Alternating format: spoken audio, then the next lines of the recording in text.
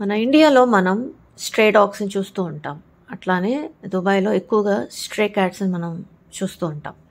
అవి ఆకలితో ఉన్నప్పుడు మనకి అనిపిస్తుంది ఏదో ఒకటి ప్రొవైడ్ చేయాలి వాటికి అని, పెట్ ఫుడ్. సో పెట్ ఫుడ్ చాలా ఉంటాయి, చాలా రకాల పెట్ ఫుడ్. బట్ అన్నిటినీ ఇష్టపడం. ఒక్కొక్క పిల్లి ఒక్కొక్క ఫ్లేవర్ని, ఒక్కొక్క ఐటమ్ ఉంటుంది కదా. సో మనకి ఎలా అయితే టేస్ట్ బడ్స్ బట్టి మన టేస్ట్ వ్యారీస్ కదా, అది కూడా అంతే. పెట్ ఫుడ్ విషయంలో ఒక్కొక్కటి సెలెక్ట్ చేసుకుంటే సెలెక్టివ్గా ఉంటాయి. సో ఇట్ చూజ్ అనమాట. సో దాన్ని బట్టి మనం పెట్టాలి. మరొక విషయం ఏంటంటే, ఒక్కోసారి మనం పెంచుకుంటున్న పిల్లలు కానీ కుక్కలు కానీ మనం బయటికి తీసుకెళ్తాం వీకెండ్. సో వాటికి కూడా మరో ప్రపంచం తెలియాలా, లేదా వాటి ప్రపంచం ఏదైతే ఉంటుందో ఇంట్లో ఉంటే బావిలో కప్పల్లాగానే అనిపించేసి బయట ప్రపంచంకి మనం పరిచయం చేయకుండా ఉంటే అవి హుషారుగా అవ్వవు అనమాట. సో పిల్లలు కుక్కలు ఏదైనా సరే ఎనర్జెటిక్గా ఉండాలి, హుషారు అవ్వాలా. మనం హ్యాపీనెస్ అనేది మనం వాటి నుంచి పొందుతున్నప్పుడు వాటికి హ్యాపీనెస్ ఇవ్వాలా.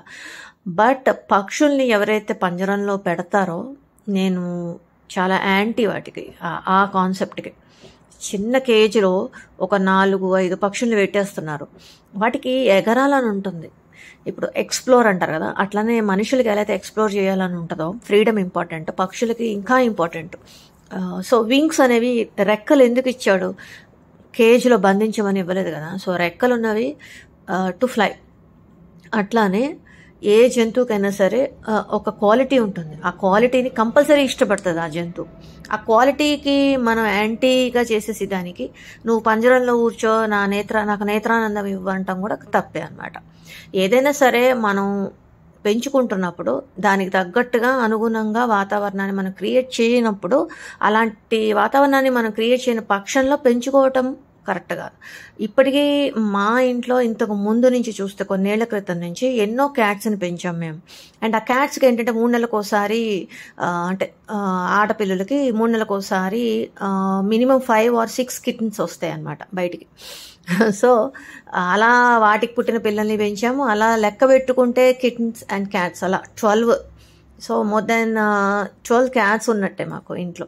బట్ ఏంటంటే వాటి మనం ప్యాకింగ్ చేస్తున్నప్పుడు, నిమురుతున్నప్పుడు ఫర్ ఒక్కోసారి మనకి ఊపిరితిత్తుల ప్రాబ్లం రావచ్చు, బ్రీతింగ్ ప్రాబ్లం రావచ్చు.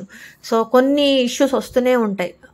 బట్ అయినా సరే కొంతమంది అవన్నిటికీ సొల్యూషన్ ఫైండ్ అవుట్ చేసుకొని గూగుల్ సెర్చ్లో పెంచుతూ ఉంటారు.